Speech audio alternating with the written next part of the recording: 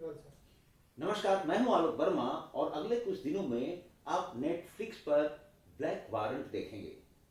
आज black warrant किस पर बनी है उस शख्सियत से मिलवाने जा रहा हूं।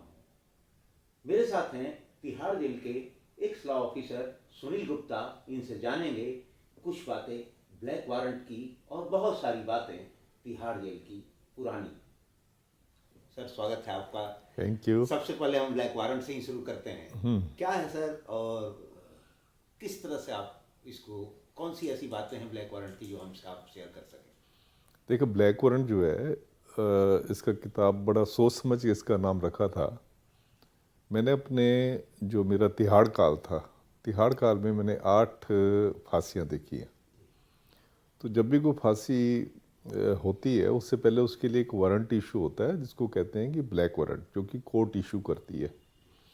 तो इसीलिए इस किताब का नाम ही जो है ब्लैक वारंट रखा गया था। इसमें मैंने विवरण दिया है कि जो मैंने 8 फांसियाँ देखी हैं। जैसे मैंने सबसे पहले फांसी देखी मोहम्मद मकबूल भट्ट की, उसके बाद रंगा बिल्ला की देखी, उसके बाद करतार सिंह उजागर सिंह जो कि विद्या जैन मर्डर केस में थे उनकी देखी, उसके बाद जो इंदिरा गांधी मर्डर केस में थे सतवंत सिंह केहर सिंह उनकी फांसी देखी, और लास्ट में जो फांसी देखी मैंने अफजल गुरु की देखी, क्योंकि उसका मैंने विवरण दिया हुआ है उस किताब में।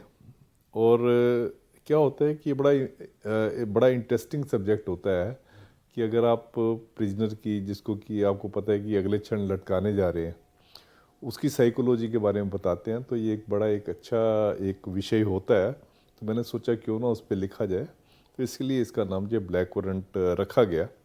इसके अलावा मैंने और भी कुछ विवरण इसमें बताए हैं कि जेल की नौकरी कैसे होती है, जेलर कितना अकेला फील करता है अपने आप को, और एक जेल में जो काम करने वाले हैं उनकी कैसी मेंटेलिटी होती है। तो लाइक दिस मैंने कई चीज़ें इसमें बताई हैं। तो आपने ठीक बताया। अब इसके ऊपर जो है सीरीज़ आ रही हैं 10 जनवरी से नेटफ्लिक्स पे सीरीज़ आ रही है, और उसके 7 एपिसोड जो है इन्होंने बनाए हैं। ब्लैक वारंट के बारे में शायद सर हमें ज़्यादा कुछ ना बता पाए हैं। 10 जनवरी से आप उसको नेटफ्लिक्स पर देख सकते हैं, लेकिन सर से हम जानेंगे तिहाड़ जेल की वो बातें जो आज तक ना आपने देखी हैं, ना सुनी हैं और ना ही कहीं पढ़ी होंगी। सर, आप अपनी नौकरी का जो इस वेब सीरीज को भी प्रभावित न करे और हमारे दर्शकों को भी एक नई जानकारी दे, ऐसी कौन सी सबसे बड़ी याद है आपके तिहाड़ काल की जो आप हम सबसे शेयर करना चाहें? सबसे जो लास्ट पे थी, मैंने अफजल गुरु की फांसी जो है देखी थी। तो वो फांसी शायद मुझे काफ़ी लंबे समय तक याद रहने वाली है, क्योंकि मैंने पहली बार ये देखा था कि एक आदमी को जिसको फांसी होने जा रही है, वो जो है एक फिल्मी गाना गा रहा है और अपनी ऐसी ऐसी चीज़ें बता रहा है जो कि विश्वास नहीं होता। जैसे उसने बताया कि मैं तो एक सोशल वर्कर था और मैं करप्शन के ख़िलाफ़ जो है मैंने जो है एक जिहाद, कह लें जिहाद वर्ड ठीक है या गलत है, करप्शन के ख़िलाफ़ उसने एक जिहाद छेड़ा हुआ था। वो पीयूसीएल का भी जो एक काफ़ी एक एनजीओ है, उसका भी एक्टिव मेंबर था। और जो उसको जो वो लटक रहा है, तो उसमें उसने बताया कि हालांकि विश्वास करने वाली बात नहीं, क्योंकि कोर्ट ने जब उसकी सज़ा कंफर्म कर दी तो हम कमेंट्स करने वाले कुछ नहीं होते, पर उसने कहा कि उसको जो लटकाया जा रहा है गलत लटकाया जा रहा है और उसको फ्रेम किया गया है, जो उसने बताया। तो खैर ये मेरे को काफ़ी एक बात अलग सी लगी। और दूसरा, उसने जब उसको लटकाने के लिए जा रहे थे तो उसने कहा कि मैं एक फिल्मी गाना सुनाना चाहता हूँ।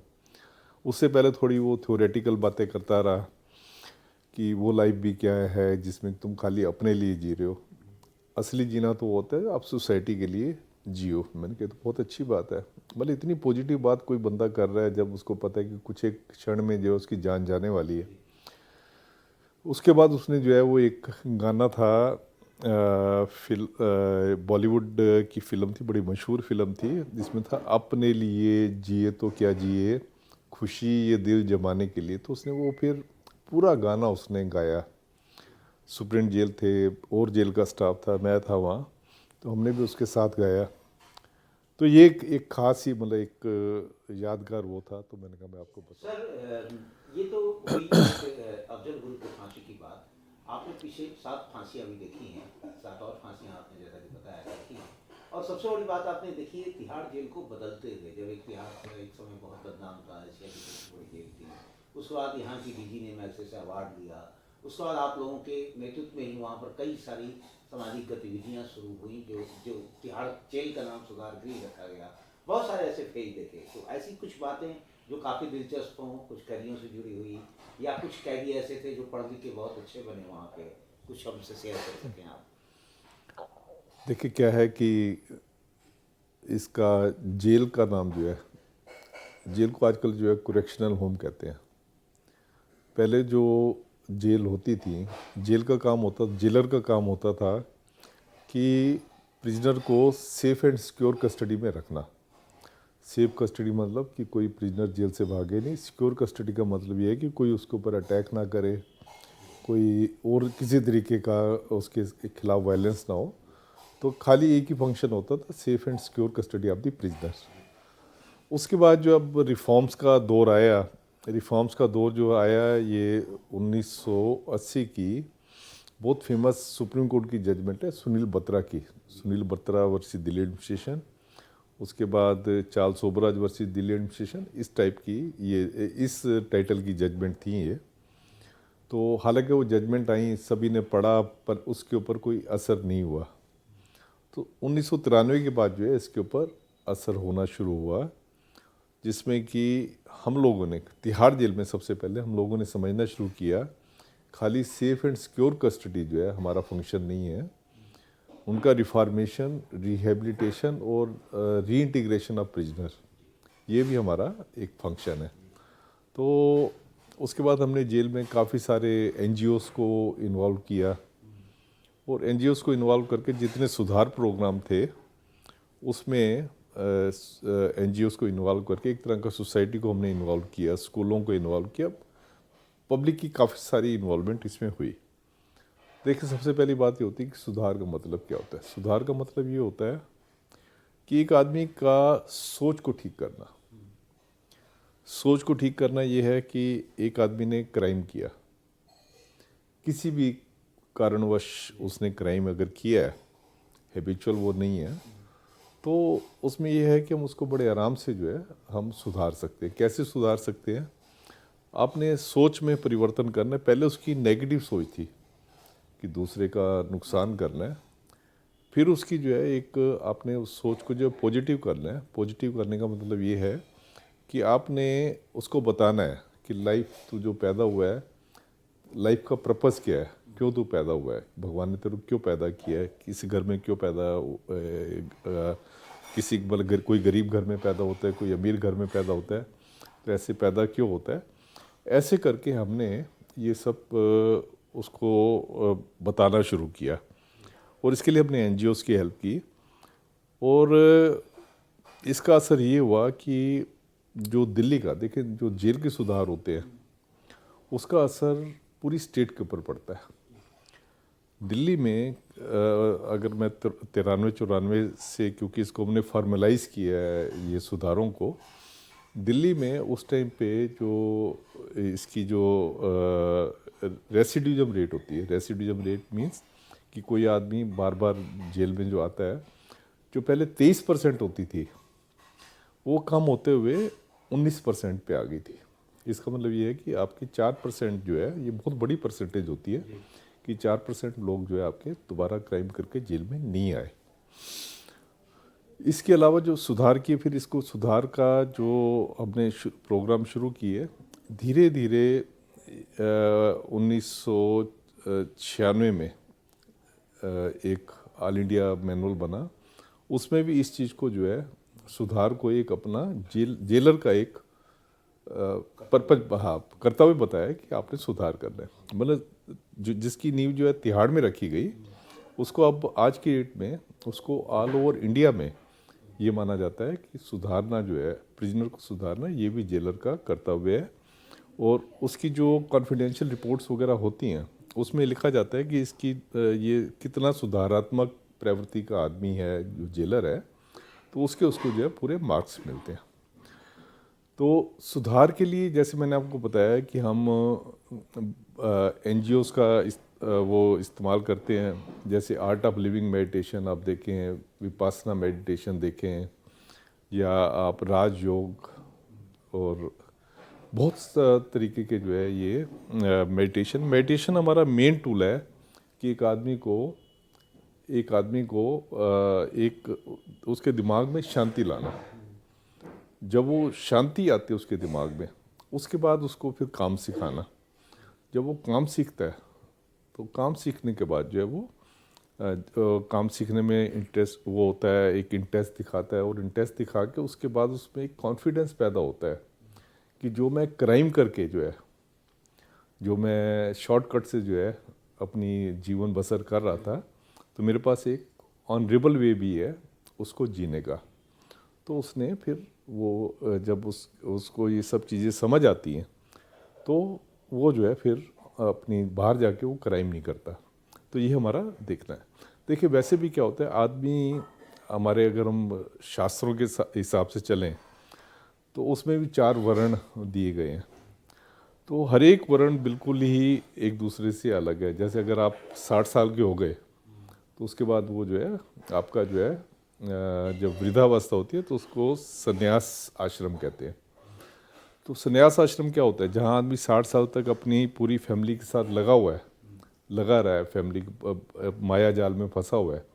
तो एकदम जाके उसको जब पता होता है कि अब बस माया जाल से अलग होने का टाइम आ गया, तो एकदम वो चेंज हो जाता है। कोई ऋषि बन जाता है, कोई साधु बन जाता है, ऐसे अलग लोग। तो उसी चीज़ से हमने ये एक लीफ लेते हुए हमने इसको सुधार के प्रोग्राम को किया। और आज की डेट में अगर आप देखें तो तिहाड़ जेल जो है अग्रणी है सुधार के कार्यक्रमों में। सर, तिहाड़ जेल की सबसे बड़ी वो स्टोरी क्या थी जिसमें कोई पढ़ लिख कर कुछ बन गया कैदी होने के बाद? देखिए सबसे पहले हमने जो शुरू किया उसमें हमने जेल में Indira Gandhi national open university और national institute of open schooling के हमने परमानेंट सेंटर खोले। तिहाड़ से हमने शुरुआत की इसकी, और आज ऑल ओवर इंडिया में जो है ये जो है सेंटर जो है खुले हुए हैं। तो इनके सेंटर खुलने के बाद जो है हमने किया कि जिस प्रिजनर ने 7वीं 8वीं पास था और अगर वो 10वीं पास करना चाहता है, या 10वीं 11वीं पास था, 12वीं पास करना चाहता है, या कोई BA MA वगैरह करना चाहता है, तो उसको हमने एक शेप दे दी यहाँ पे, वो अगर करना चाहे तो वो कर सकता है। तो हज़ारों लोगों ने यहाँ से, जो मैंने देखा कि जो 5वीं 7वीं पास करके आए थे, तो यहाँ पे जो है वो आके उन्होंने BA MA कर लिया। और एजुकेशन अगर आप ले लोगे तो नेचुरली आपका जो सोचने का ढंग जो है ज़िंदगी के लिए वो आपका बदल जाएगा। इसके अलावा फिर हमने जो है कम्पिटिटिव एग्ज़ाम्स के लिए भी यहाँ शुरू किया। कम्पिटिटिव एग्ज़ाम्स में जैसे किसी ने SSC का एग्ज़ाम देना है या किसी ने इवन UPSC का एग्ज़ाम देना है, तो उसकी हमने यहाँ तैयारी करनी शुरू की। और काफ़ी अच्छे उसके रिजल्ट निकले। इनफैक्ट मैं आपको बताऊँ, एक प्रिजनर था, वो रेप के केस में अंडर ट्रायल था, अपना कोचिंग सेंटर चलाता था बाहर वो, तो रेप के केस में अंडर ट्रायल था। तो वो जो है उसने IAS की उसमें परीक्षा में वो बैठा और उसने IAS क्लियर कर लिया। IAS क्लियर करने बाद इवन इंटरव्यू में भी उसका वो सिलेक्शन हो गया, और उसके बाद वो आज की डेट में काफ़ी अच्छी पोजीशन पे जो है वो यूपी में, उसमें जेल में, यूपी में बाहर उसमें तहसीलदार वगैरह अच्छी उस पर पोस्ट के ऊपर जो है वो लगा हुआ है। तो ऐसे कई सारे एग्जांपल हैं कि जिसमें कि वो प्रिजनर जो है उसने जेल से एजुकेशन की, बाहर जाके वो लेक्चरर वगैरह, टीचर वगैरह वो लगे हुए हैं। तो देख के अच्छा लगता है कि जेल से वो करके गए हैं और वो बाहर अपना जीवन जो अच्छे तरीके से चला रहे हैं। सर, ब्लैक वारंट की ज़्यादा बातें तो आप शेयर नहीं कर पाएंगे, लेकिन मैं आपसे जानना चाहता हूँ कि तिहाड़ जेल में कई सारे बहुत बड़े बड़े क्रिमिनल जैसे छोटा राजन हो या साल सोबराज जैसा महाठग हो या कोई बहुत बड़ा राजनीतिक कैदी हो, जैसे कि अभी जिनका निधन हुआ ओम प्रकाश चौटाला या और लोग भी अरेस्ट रहे हैं, गिरफ्तार रहे हैं, कन्विक्शन भी हुआ कईयों को इसमें और कई साल तक ये लोग जेल में रहे। तो इनमें से ऐसा कौन सी ऐसी जो कोई याद हो जो इनसे जुड़ी हुई हो? देखिए, चार्ल्स सोबराज के मैंने अपने ब्लैक वारंट पे लिखा हुआ है कि चार्ल्स सोबराज काफ़ी देर, जब मैंने जेल की नौकरी ज्वाइन की 81 में, मेरा एनकाउंटर उसी चार्ल्स सोबराज से ही हुआ था। और इनफैक्ट चार्ल्स सोबराज ने हेल्प की थी मेरी, क्योंकि मैंने अपनी ज्वाइनिंग, स्टेट गवर्नमेंट ने मेरे को सिलेक्ट किया था। उनके सिलेक्शन के बाद जो है, मैं यहाँ जब ज्वाइन करने आया तो यहाँ पे जो सुप्रिटेंडेंट जेल थे वो पंजाब हरियाणा से वो आए हुए थे, तो वो नहीं चाहते थे कि दिल्ली वाले ज्वाइन करें। तो हमारा पहला पहला बैच था जो दिल्ली का था, तो उन्होंने कुछ ऑब्स्टेकल्स क्रिएट किए ताकि हम ज्वाइन ना करें। तो उसमें चार्ल्स सोबराज ने मेरी हेल्प की। वो, हाँ, आपको मैं बताऊँ, जेल की वर्किंग ऐसी होती है कि अगर प्रिजनर्स जेल एडमिनिस्ट्रेशन का साथ ना दें तो प्रिजन को चलाना जो है बहुत मुश्किल हो जाता है। हर एक चीज़ में प्रिजनर्स का साथ होता है। आपने खाना बनाना है तो प्रिजनर खाना बनाते हैं, क्योंकि पेड लेबर का यहाँ पे कोई सिस्टम नहीं है। आपने सफाई करनी है, प्रिजनर सफाई करेंगे। आपने ताले खोलने हैं जेल के, तो देखिए जेल का जो है ताला चाबी इसका जो है एम्बलम होता है। तो इतने ताले होते हैं, इतनी चाबियां होती हैं जो कि एक सिपाही को लगानी पड़ती हैं, तो वो प्रिजनर हेल्प ना करें तो हम नहीं कर पाते। ऐसे ही है कि अगर किसी जेल में उसको रात के टाइम पे जो झगड़ा हो जाता है प्रिजनर में आपस में, तो सिपाही जब तक पहुंचते हैं उससे पहले ही प्रिजनर जो है वो झगड़े को निपटा के सब अच्छा, वो कहते हैं सब अच्छा, हमारे यहाँ बड़ी अच्छी टर्म है, टर्मिनोलॉजी है। सब अच्छे का मतलब everything is okay, everything is fine. आपने 3 इडियट में देखा होगा, ऑल इज वेल कहते हैं वो।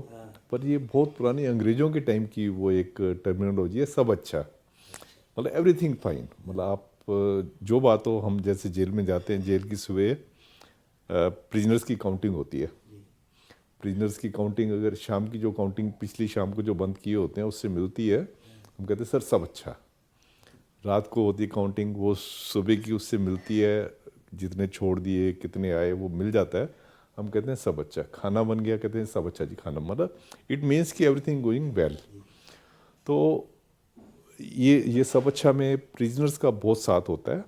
इसके अलावा देखें, जैसे कोई वकील है जेल के अंदर आ गया, तो हर कोई काम करना चाहते हैं जेल में ना, खाली बैठना नहीं चाहते। ज़्यादातर जो समझदार प्रिजनर होते हैं वो काम करना चाहते हैं।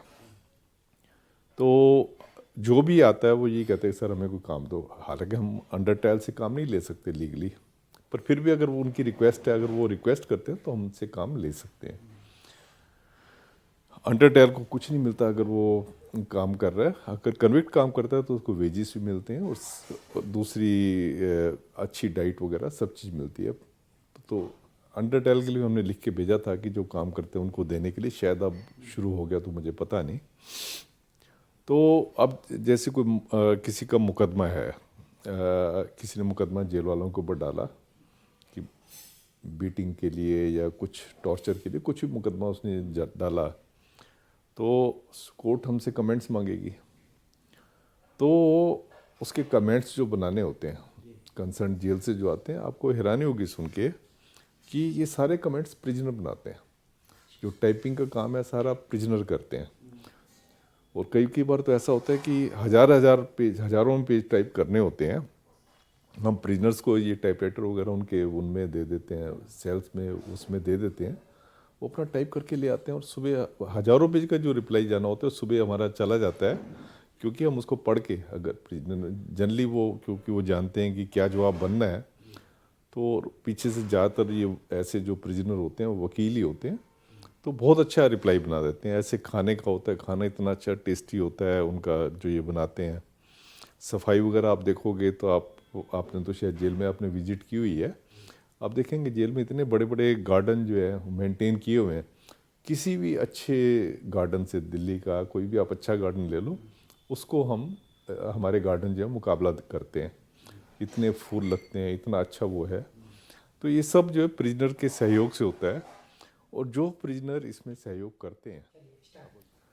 सर, जैसा कि आपने बताया ब्लैक वारंट के बारे में कि अफजल गुरु से संबंधित जो बात थी वो आपकी स्मृति बहुत लंबे समय तक रहेगी, और इसी तरह आपने बताया चार्ल्स सोबरास की जब आप रिक्रूट होकर आए तो आपकी बहुत बड़ी मदद की उन्होंने। तो ऐसा ही कोई कन्विक्शन से जुड़ा हुआ जो कैदी था, जो कन्विक्ट होके उसका सज़ा ख़त्म होकर जा रहा हो, ऐसा कोई किस्सा जो आपको याद रह रही हो और काफ़ी लंबे समय तक याद रहे? हाँ देखिए, ऐसे तो काफ़ी होते हैं। जैसे उम्र कैद होती है किसी की, उम्र कैद होती है तो जिसके उनको जाने से आपको भी रियल दुख पहुंचा कि हाँ, तो उम्र कैद होती है, तो उम्र कैद में उनको 14 साल के बाद उनका केस प्री मैच्योर रिलीज के लिए जाता है। तो उसमें तो दुख होता है कि किसी ने आपके साथ 14 साल या 15 साल जेल में काटे हैं और आपकी हेल्प की है, तो वो जा रहा है छोड़ के, तो आपको दुख होता है। एक मैं आपको इंसिडेंट बताता हूँ। क्या हुआ कि एक नॉर्वेजियन, हाँ नॉर्वेजियन नेशनल था, लियो गैसनियर। तो लियो गैसनियर जो था गोरा था, तो उसके ऊपर चार्ज लगा था कि वो 1 किलो स्मैक इंडिया से नॉर्वे में लेके जा रहा था, और उसको एयरपोर्ट पे उसको पकड़ा था।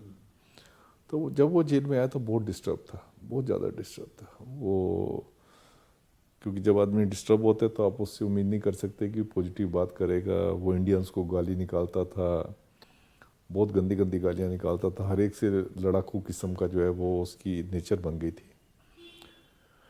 तो हमने कहा चलो इसके लिए बड़ा अच्छा तरीका है कि इसको हमारे यहाँ मेडिटेशन की जो प्रोग्राम है उसके किसी एक प्रोग्राम में इसको डाल दो। तो एक विपासना करके मेडिटेशन होती है गोयंका जी की, तो उसमें इसको हमने ज़बरदस्ती भेजा। वो जाना नहीं चाहता था, हमने उसको कहा जा, क्योंकि उसमें इंग्लिश में भी होती है, हिंदी में भी होती है। तो उसको इंग्लिश में जब बात करने वाला उसमें दिखे तो उसने उसको थोड़ा इंटरेस्ट जागा, तो उसने ज्वाइन कर लिया। तो जब उसने विपासना का प्रोग्राम किया तो उसकी जो इतनी जो वो जेल वालों के खिलाफ उसकी इतनी नेगेटिविटी थी, वो धीरे धीरे उसकी थोड़ी दूर हुई, मतलब उसने थोड़ा सा शांत रहना शुरू किया। तो फिर उसने रिक्वेस्ट की कि मेरे को एक और कोर्स करवा दो इसका। उसको हमने एक और कोर्स करवा दिया। तो उसके बाद करके वो ऐसे करते करते उसने करीब करीब 10 कोर्स कर लिए। 10 कोर्स कर लिए। तो उसके बाद क्या था कि हम उस टाइम पे जैसे हमारे विपासना के कोर्स या आर्ट ऑफ लिविंग के कोर्स या जो भी मेडिटेशन कोर्सेज होते थे, जब ख़त्म होते थे तो हम उसको प्रेस को जब बुलाते थे, तो ऐसे ही हमने प्रेस को बुलाया। तो प्रेस ने उसका वो जब इंटरव्यू लिया तो उसने बताया कि मेरे को ये जो मेडिटेशन के कोर्स से है इतना असर हुआ है कि जो मैं पहले इतना अपने आप को इतना एजिटेटेड फील करता था, अब मैं बिल्कुल एजिटेटेड फील नहीं करता, क्योंकि मुझे अब पता लग गया है कि लाइफ का मतलब क्या है। लाइफ का मतलब जो है ये है कि भगवान ने आपको जो है एक इस यूनिवर्स में भेजा है, तो है क्या, छोटी सी वो है लाइफ है, ज़रा कुछ बात हो जाए, एक पल का पता नहीं कि कोई क्या हो जाए।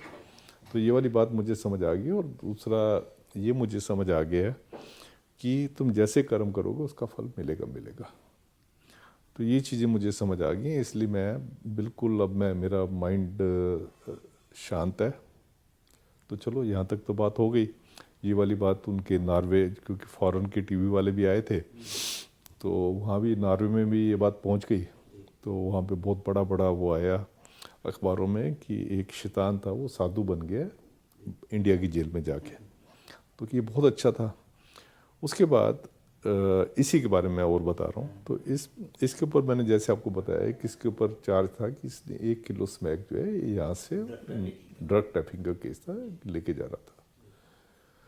तो ये इसने फिर हमें एक एप्लीकेशन दी मेडिटेशन के। उसने इतने सारे कोर्स कर लिए, कोर्स भी कर लिए, साथ में फिर मेडिटेशन के कोर्सेज में एक आदमी धम्मा सेवक बन के सेवा कर सकता है उसमें। तो ये सेवा के लिए इसको क्योंकि इतने रिपीट कोर्सेज वो अलाउ नहीं करते, तो इसने एज ए सेवक उसमें काम किया, विपස්සना और आर्ट ऑफ लिविंग के।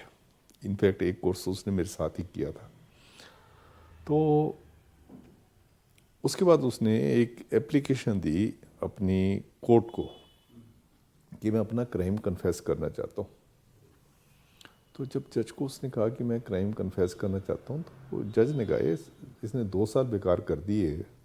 2 साल तक तो, क्योंकि जैसे ही किसी आदमी को जेल भेजा जाता है उसके ऊपर चार्ज लगता है कोर्ट के आगे, जज उससे पूछता है कि तुम चार्ज अपना एक्सेप्ट करते हो या डिनाई करते हो। तो 90% लोग डिनाई करते हैं, तो इसने भी डिनाई किया था। तो जज को शक हुआ कि क्यों ये एक्सेप्ट कर रहा है। जज ने उससे पूछा तेरे पर कोई प्रेशर वगैरह तो नहीं है? वो कहना नहीं जी नहीं, मैं कोई प्रेशर नहीं है, अब मैं लाइफ का मतलब समझ गया हूँ। इवन दो मैं जो है फिजिकली मैं इनकारसरेटेड हूँ, पर मेंटली मैं बिल्कुल लिबरेटेड हूँ। तो मुझे कोई वो नहीं है, मेरे को अपने कर्मों की सज़ा मिलनी चाहिए, तो मैं अपनी इच्छा से जो है अपनी सज़ा को कबूल करना चाहता हूँ। तो जज ने उसको वार्न किया कि एनडीपीसी एक्ट में जो है 1 लाख रुपए जुर्माना है और 10 साल मिनिमम जेल में काटने पड़ेंगे। वो कहते हैं नहीं, जितनी मर्जी आप सज़ा दे दो, तो मैं रहने के लिए तैयार हूँ। जज ने कहा ये पता नहीं कैसा कैसा इश्यू हुआ है। तो ये सारा मतलब मैं आपको बता रहा हूँ कि कितना मेडिटेशन का कितना असर होता है। तो उसके बाद फिर उसने जज के सामने उसने क्राइम अपना एक्सेप्ट किया। उसने कहा कि मैं 2 किलो स्मैक जो है लेके जा रहा था, अब मुझे ये नहीं पता कि 1 किलो स्मैक का जो है पुलिस वालों ने क्या किया। तो बाकी तो जज ने उसको फिर 10 साल की कैद और 1 लाख रुपए जुर्माना कर दिया। वो बड़ा हंसता हुआ वापस आ गया, जेल पे आ गया। उसके बाद इसका इतना शोर मच गया था सब जगह कि एक शैतान जो है साधु बन गया है, खासकर नॉर्वे के उसमें। तो वहाँ से लोगों ने पैसे इकट्ठे किए। इसकी बड़े गरीब परिवार से था, तो पहले ये इसके घर से मिलने कोई नहीं आता था। तो इसकी एक बूढ़ी माँ थी, तो जब इन्होंने पैसे वगैरह इकट्ठे किए तो बूढ़ी माँ को पैसे दी, जाके बेटे को मिल गया। तो वो बेटे को मिलने आई, तो उसने तब भी प्रेस वाले उसके पीछे आए और काफ़ी इसको प्रेस ने हाईलाइट किया था। तो उसके बाद जब इतना इसकी पब्लिसिटी हो गई, तो मुझे याद है उस टाइम पे इनके नॉर्वे के प्राइम मिनिस्टर जो है इंडिया की विजिट पे आ रहे थे, इंडियन पीएम से मिलने आए। तो उनका एक एजेंडा आइटम ये भी थी जो उनकी आपस में मीटिंग का था कि इसकी सज़ा, लियो गैसनियर की सज़ा जो है इसको कम्यूट करना। तो मैंने कभी भी नहीं देखा था कि जिसको 10 साल की कैद एनडीपीएस जैसे ऑफेंस में हुई हो तो उसकी सज़ा को माफ़ कर दिया गया। तो उसकी सज़ा जो है माफ़ कर दी गई। तो वो करीब 4-4.5 साल के आसपास थे, उसे वो छूट गया। छूटने के बाद उसने, वो हमारे टच में रहा, उसने फिर वहाँ से जैसे प्रिजन की हेल्प, हम जो सोसाइटी की हेल्प लेते हैं प्रिजन रिफॉर्म प्रोग्राम में, उसने वहाँ से एक जो गर्म कपड़ों की वो होती है, गर्म कपड़ों का पूरा एक जहाज़ उसने वहाँ से भेजा हमारे यहाँ के प्रिजनर्स के लिए। और आज की डेट में जो है वो वहाँ पे प्रिजन रिफॉर्म्स के जो नॉर्वे उसमें है उसमें लगा हुआ है। तो वो मुझे याद है क्योंकि वो मेरे अभी भी टच में है, तो इसलिए मुझे याद है इसका। हाँ सर, एक आखिरी क्वेश्चन, जेल के कैदियों के बीच की कोई लव स्टोरी? देखिए क्या था कि जैसे मैंने आपको बताया कि प्रिजनर्स का जो है ये जेल में हमारी हेल्प करते हैं काम करने में। ऐसे ही मैं लीगल एड सेल चलाता था। तो लीगल एड सेल में लीगल एड सेल में जो है प्रिजनर्स को मैंने रखा हुआ था। तो एक प्रिजनर था, मैं उसका नाम भी ले रहा हूँ, गुरदीप बग्गा। किताब में भी मैंने नाम उसका लिखा हुआ है। तो गुरदीप बग्गा को एक रिसर्चर थी बाहर से जो हमारे पास आती थी, वो प्रिजनर साइकोलॉजी के ऊपर जो है वो रिसर्च कर रही थी। तो जो भी रिसर्चर करते थे, जब उनको सुप्रीम जेल परमिट कर लेता था, तो मैं ही वो उनका जो है, जो उनका प्रोजेक्ट होता था उसमें डेटास वगैरह जो कलेक्ट करने होते, तो हमारे लीगल सेल जो हमारी पूरा करती थी। तो एक दिन मैं आया, मैं कोर्ट गया हुआ था, तो आया तो मैंने देखा कि दोनों गुरदीप बग्गा और वो जो लेडी रिसर्चर थी वो दोनों खड़े हुए थे, अकेले बात कर रहे। मेरे को तब दिमाग में कुछ ठनका, मैंने कोई बात है इनकी। तो खैर वो बात गई। फिर जब वो गुरदीप बग्गा के केस में ऐसे था, वो मर्डर के केस में था, बड़ा अनइंटेंशनल मर्डर था उसका। तो उसके केस में भी उसकी सज़ा जो है माफ़ कर दी थी गवर्नमेंट ने। उसने कोई 10-1 साल काटे थे जेल में, सज़ा माफ़ कर दी थी। फिर मुझे शादी का कार्ड आया तो मुझे पता लगा उसी रिसर्चर के साथ जो है वो शादी कर रहा है। एक और है, मुझे याद है, वो मैंने अपनी किताब में भी लिखा है कि एक हमारी हेड मैट्रन थी, अब तो वो काफ़ी ऑफिसर बन गई है, तो उसने एक रेपिस्ट से शादी कर ली थी। अच्छा, जो मेरी एक जो मेरा अपना एक अपना एक्सपीरियंस मेरा कहता है कि जेल में खासकर जो फीमेल स्टाफ है, तो उनमें ना एक लो एस्टीम होती है, सेल्फ एस्टीम लो होती है उनकी।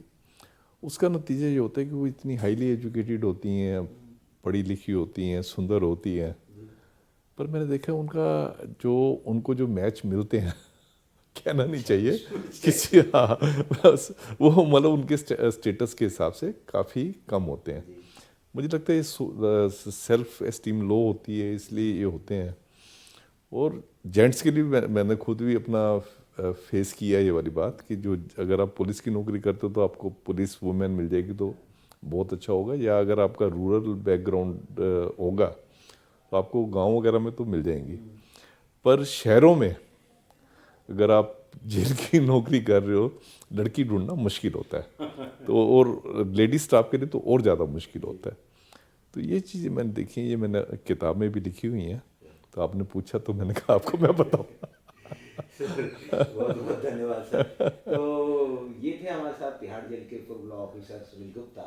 इनका ब्लैक वारंट आप लोग जरूर देखेंगे, और उम्मीद है कि आपको इस वीडियो में तिहाड़ जेल की वो बातें सुनाई दी होंगी, वो सच्ची दास्तान सुनाई दी होंगी जिसको आपने इसके पहले न जाना होगा, न देखा होगा, न सुना होगा और न पढ़ा होगा। इसी तरह के और वीडियो के लिए इस चैनल को लाइक और सब्सक्राइब जरूर कर लीजिएगा। Thank you.